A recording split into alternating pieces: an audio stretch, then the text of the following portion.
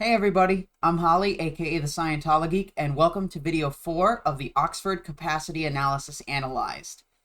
So, I know it's been a little while, like I said in my last video, I was kind of going through some shit mentally, and I just wanted to try to get that settled at least in some capacity.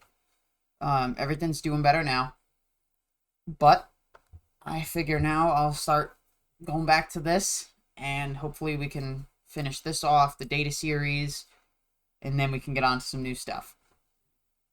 So I am, based on some feedback that I received in my Discord server and from the Scientology message board, I am going to be cutting my videos down to about 10 minutes around tops, depending on the length of the policy letter or technical bulletin that I'm reading. If it's a short one, I can probably fit one or two in there. If it's a decent one, then it'll probably be just the one. So my series are going to be a little bit longer. And I'm also going to pitch down the voice, mess it up a little bit whenever I'm reading the text straight from the text, just to differentiate between that and my reactions. So, without further ado, let's get started. So, this is the policy letter of the 15th of February, 1961, called Evaluation Script. This is a script written by Peter Green on experience with PE Foundation, Johannesburg, based on recent PE policy letters. Now, PE, as far as I understand, stands for Personal Efficiency, and that's the course that I was recommended to take after my OCA test results were analyzed. This script is to be used when evaluating tests for public individuals. It must be studied and learned by heart by PE evaluators. It makes the difference between ample PE course signups and very few signups. That's a pretty big claim, and based on what I've read from this, it seems like it's going to lead to fewer signups rather than more. Use it. It will be hat checked. Now, as we know, hat refers to your job, your duties in your position. So hat checking means that you will be checked on the fact that you know this information before you even start your position. Good afternoon or evening, blank. My name is blank. I am a Scientologist. Please sit down. Hands cans to subject, switches on meter, establishes non-significant or lie reaction. Do you have many problems? Note meter reaction on sheet. Do you enjoy the ones you have? How would you define a problem? Note the answer. So, it says note the meter reaction. It doesn't say note the pre-clears reaction. I don't think they necessarily care as much, based on what I've learned with Chris. They care more about what the meter says and not what the PC says. How would you define a problem? Note the answer. Each answer to questions is acknowledged. Do you like helping people? Do you find it easy to give help? Can you easily accept help from people? What is help, or how would you define help? Do you like change in your life? Do you find it easy to change? How would you define change? Have you had much change forced upon you? Do you like taking responsibility? What is responsibility? What does create thing? Do you like to create things? Are you easily able to create? Do you always enjoy good health? Who doesn't? These questions just seem more like OCA type questions, and they don't really mean anything. Are you ever or often ill? Are you married? Only ask of adult. No kidding, because why would you ask that to a minor? How do you feel about marriage? Do you have difficulty handling money? Alright, thank you. Switch off the meter, take back the cans. Now, like I said before, they only care about what the meter thinks, but I think if they actually cared about what the pre-clear said, they wouldn't use the e-meter. They would actually just talk to the PC. Well, in this case, the non-Scientologist. Now, Mr., Mrs., or Miss, let us have a look at your tests. Opens folder. Your IQ score was A, less than 100. This is very low, less than average, and you obviously have great difficulty solving problems. Scientology training would raise that considerably. 100 to 110. A very ordinary score, and you have more difficulty than you need in handling problems. Scientology training would raise that considerably. 110 to 120. An above average score. You can take advantage of opportunity, and when you apply yourself, you progress fast. However, a high intelligence is only useful so long as you have data to apply the intelligence to. Scientology will not only give you useful data, but can raise your IQ even higher. Above 120, ditto. So just like we saw with the Wikipedia article, it doesn't matter what your score is, Scientology can make it better. Now let's look at your personality. This is what you've told us about yourself. Understand that this is not our opinion of you, but is a factual scientific analysis taken from your answers. It is your opinion of you. This seems very contradictory. They say that it's a factual scientific analysis taken, but it's your opinion of you, which doesn't seem to make sense to me. But that's just some of the crazy. The evaluation is given with excellent TR1. We covered that in the episode with Chris. Almost tone 40. The idea is to impinge on the person.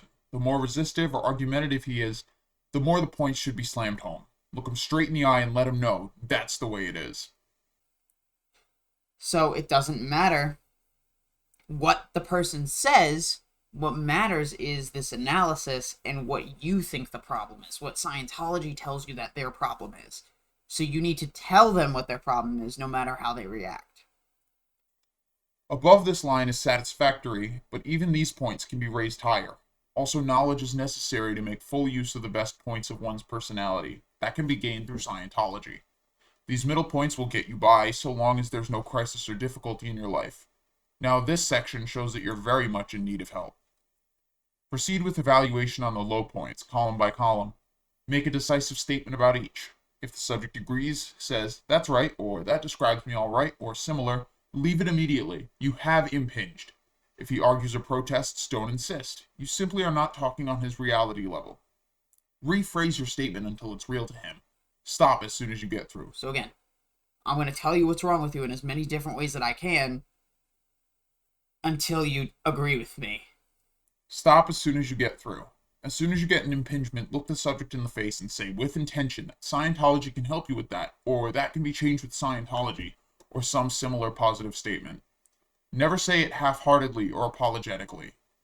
Don't bother much with the high points. If he queries them, tell him it's the low ones that are the cause of his troubles, and that these can be changed. If several are high, you can add that because of these, it'll be easier for him than for most people to use Scientology to improve with. When the graph evaluation is complete, which should be done speedily and with certainty, pick up the meter check sheet and say, well, that tells us how you are and how you've been in the past. Now let's look at your future. You've had blank, and you inevitably will again. You've been blank, and in your domestic life and in your job, you will find blank, etc. With those low points on your personality graph, you're going to blank. Now that seems more like the mental breakdown date that they gave in the Wikipedia article, how someone said that they were going to have a mental breakdown in 18 months' time. Again, they're making predictions about your behavior that I don't think necessarily can be made. But anyway. Not a bright prospect, is it? Unless you care to change it. Well, that's an easy way to get somebody to agree with you. At this point, the evaluator leans back in his chair, puts down his pencil on the chart, smiles, and says, well, Mr., Mrs., or Miss, that's what your tests show. Thank you very much. The evaluator does not reach or try to sell any more than this. If the job has been done well, the person should be worried and will probably ask a question as to what he can do about it all. If so, the evaluator says, that's very commendable, wanting to do something about it. A point in your favor. There are many things you can do. There are all sorts of things that people go in for. In the past, they tried psychology, psychoanalysis, Dale Carnegie, confidence courses, mental exercises, reading books, but these things had a very limited application, and you could get yourself terribly involved in mysteries, expenses, and wasted time before you found any solutions to your difficulties. All across the world today, people are coming to us to find simpler, more straightforward answers. Here, the evaluator grows confidential. Look, I'm technical staff here. That's Division 4. I don't have anything to do with sales or courses, but if you'd like a confidential tip, there are all sorts of courses and services going on here all the time, but your best bet is to spend the cost of the personal efficiency course on said course and discover what Scientology can offer you. That'll save you from getting involved. Go and see that lady over there and tell her you only want the personal efficiency course so that you can find out what Scientology is about. Then route the person to the PE registrar. So, in this case, they say they save you from getting involved. But normally, I would expect that they'd want you to get involved in more things just so they can boost their stats. Note, evaluators have been found to be afraid of impinging too hard in case they caused ARC breaks or committed overts. It would be an overt to upset the person if we did not lead him to a solution. You mean your solution? If we did not lead him to Scientology. That's the problem.